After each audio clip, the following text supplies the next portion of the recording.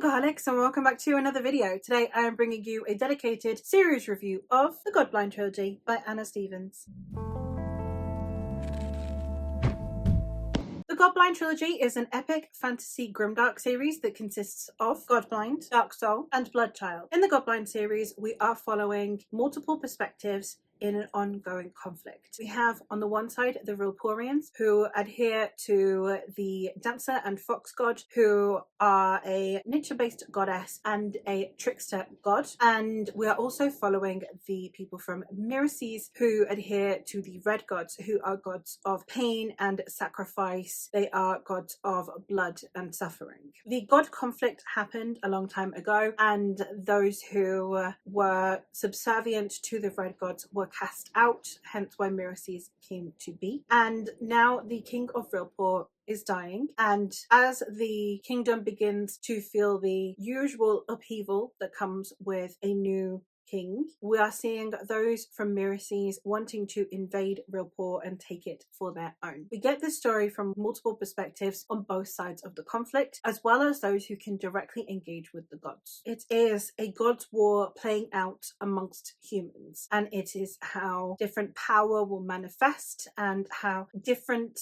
peoples will perceive their gods. When I say this is a grimdark series, I do not mean that lightly. It is arguably one of the goriest series I have read. It does almost teeter on horror at times, especially with the way that it is very graphic on the page. It doesn't ever fade to black. You get to witness everything that is going on, and we have psychological torture as well as physical torture. We also have the opening scene is someone getting murdered, and there is also an attempted rape. So it does not hold back, and it does show you what is happening. Before I continue with this review, do understand that this series is not going to provide answers necessarily to that pain. Some of it is genuinely just, this is how awful people can be. So it can potentially be perceived as shock value. I never took it as it being for shock value, because it did seem more just like it was showing the dregs of humanity. But if that is something that bothers you, then I don't think this would be the series for you. That being said, this is a series that I absolutely adored, because amidst all of this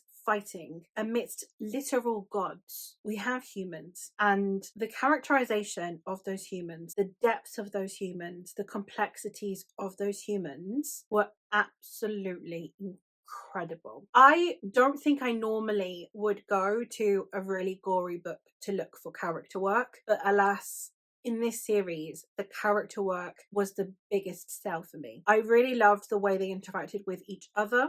I really loved the way that these characters learn about themselves through this ongoing horrific conflict. The way that characters will perceive their kingdom or their gods, the conversations that will entail from that, and some of the best character arcs that I have ever read, because they end up in such a different place to where they started, and none of it felt anything but completely organic, and I loved that. So this is a series that I ended up absolutely adoring. I gave book 1 I think 4 stars, and books 2 and 3 I gave 5 stars, which tends to happen a lot for me because a lot of fantasy, the first book is kind of setting things up. I loved so many of the perspectives. There weren't any perspectives that I wasn't fussed about. A lot of the time with multiple POVs, there will be POVs that work more or less for you. There weren't any POVs that I was like, oh no, not this character. And it didn't matter if they were good or bad, what side of the conflict they were on, what they were or weren't enduring, how easy or not they had it. I didn't care, because it was every single POV brought something different to the story, and every single one felt earned. So you do change perspectives a lot,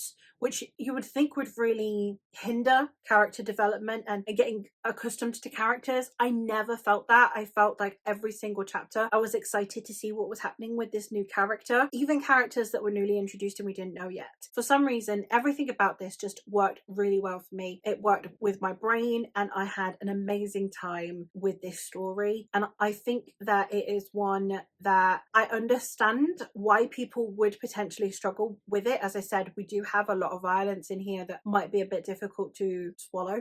Then on top of that, we do, as I said, have quite a few character changes quite rapidly. So again, it's potentially going to be harder for you to orientate yourself, especially if you are a slower reader. But I just found that not a single page felt wasted to me. Even the ones that could have very easily been for shock value. I do feel like they actually genuinely served a purpose, even if it's not imminently obvious. I did feel like every single character was earned and they deserved their spot in the book. I know I'm kind of potentially in the minority there. I know some people have said that it has too many perspectives. I completely disagree, because it's like having eyes at the back of your head. You know, you have eyes everywhere. You can see from different levels of power and then at different sides of the conflict. You're getting eyes everywhere, and I just think that that was really important. And seeing perspectives that would normally just be the villain perspective that you don't see, or that would be the damsel in distress that you don't see, that doesn't happen in here. Everyone gets a voice. Everyone,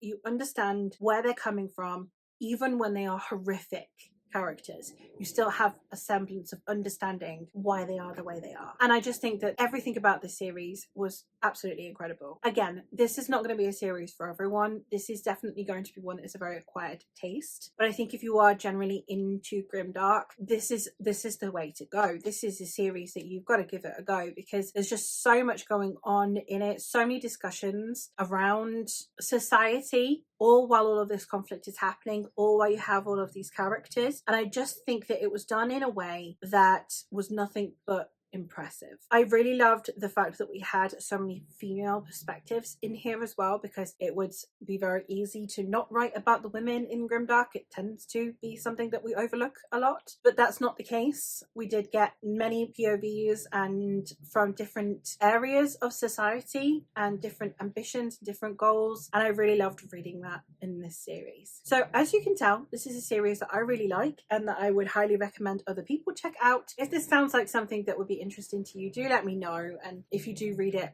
also let me know. So let me know what are some of your favourite Grimdark fantasy series if you are a Grimdark reader. And that is all for me for today, so hopefully I'll catch you in another one soon. Bye!